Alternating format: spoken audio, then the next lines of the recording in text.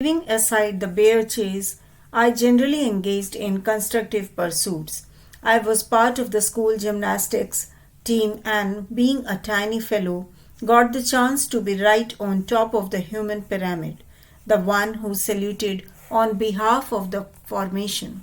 At home, I extracted an agreement from my mother that if she would fund a small poultry, I would supply her with the eggs the family needed in exchange. Off I went to the hut and returned with a rooster and a bunch of hens. I also worked hard and did quite well at school and joined every debate and essay competition. When I was in class 8th, I enrolled in the National Cadet Corps. This became a serious passion in later years.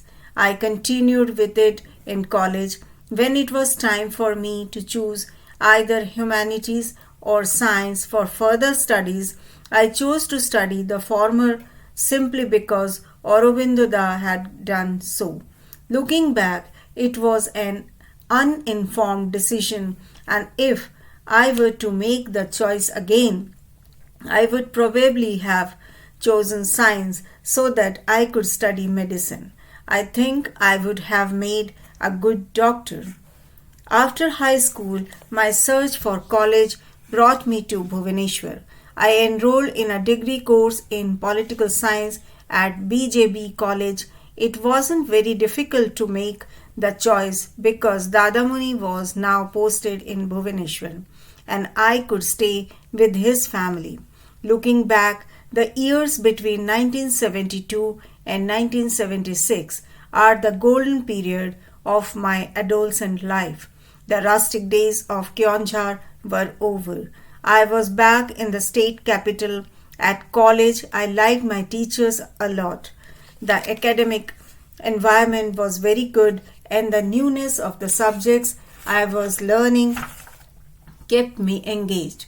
My early childhood fascination for debating as a hobby came full circle when I won the Chancellor's Cup.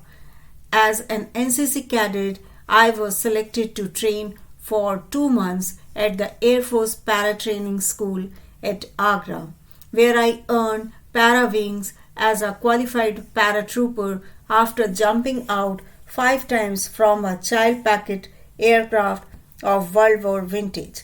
My paratroop regimen with the Air Force cured my lungs of the bronchial asthma that had hospitalized me before and brought me new hope. In January 1975, I was selected as part of the state NCC contingent for the Republic Day parade in New Delhi. It was an exciting opportunity for me, a chance to visit the country's capital. Equally exciting was that this gave me the chance to compete to be selected as the best cadet of India. Each participating state nominated its best cadet, and all the best cadets competed with each other for the national honor. The fact that it was a contest among the best made it obvious that each cadet was as good as the other when it came to the basic skills of drill, discipline, and turnout. The final choice was really made based on 2 rounds of interviews, first with a panel of senior defense officers, after which only 4 shortlisted cadets were presented before the Director General of the NCC. He chose the best cadet of the year. The honors that followed included receiving the trophy from the Prime Minister and a ceremonial breakfast at the Prime Minister's official residence, where the best cadet received a sandalwood cane of honor.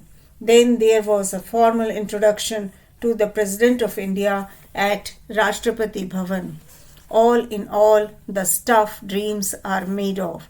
Following tradition, no best cadet of any state is told that he is a nominee till an hour before the all contestants line up. All you knew was that you had contested at the state level before coming to Delhi. So when an officer came and told me to don my uniform, and report for the selection panel in 15 minutes. I was both pleased and anxious. After the contestants had gone through the basic drills, they were called into a tent where a 3-member selection team sat. These were officers who had prior experience recruiting for the armed forces.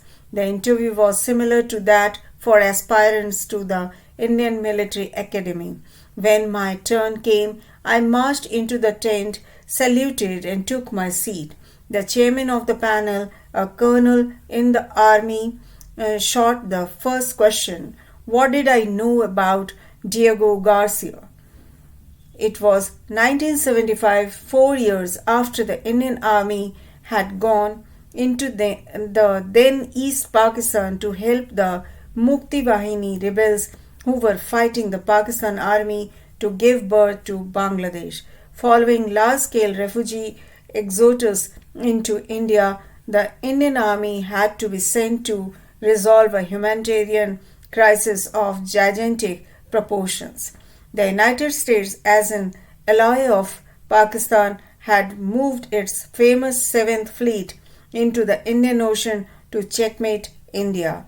Around that time, in another act of balance of power, the United States substantially increased its presence in the Indian Ocean on an island named Diego Garcia. With rapid deployment strike capability in the region, it was a continuing sore point in the Indo-US bilateral relationship. I realized the panel was checking my knowledge of current affairs. I told the panel all I knew about Diego Garcia, the history of the largest island in the Chagos archipelago that was transferred by the British to the Americans, about its strategic military importance, the exact distance of the island from Kanyakumari, the southernmost tip of India, the length of the runway, and about its proposed extension to 12,000 feet, the number of B-52 bombers stationed there, and how long it would take a long-range B-52 bomber from Diego Garcia to reach New Delhi and return without refueling. The panel did not ask me any further questions. My years of reading the front page of the newspaper first and then reading the editorial out loud to father every morning as a child had paid off. I got shortlisted as one of the 4 cadres to be interviewed by the Director General the next day. He had to choose the best of the best on the basis of an unstructured meeting with all 4 cadres at the same time. The meeting with the Director General was easy but left me wondering about the outcome. There was no knowing who the chosen one would be. Finally, the day before the Republic Day parade, I received the news that I had been chosen as the best NCC cadet of the country. My purpose in recounting this story is not to talk about my achievement. It is to emphasize the importance of creating memorability in your first meeting with anyone. Most people we meet do not have a special reason to remember us, nor are they interested in what we have to say or what we actually do. We live in a world of information overload and attention deficiency. People we meet are often looking at us but thinking about something else.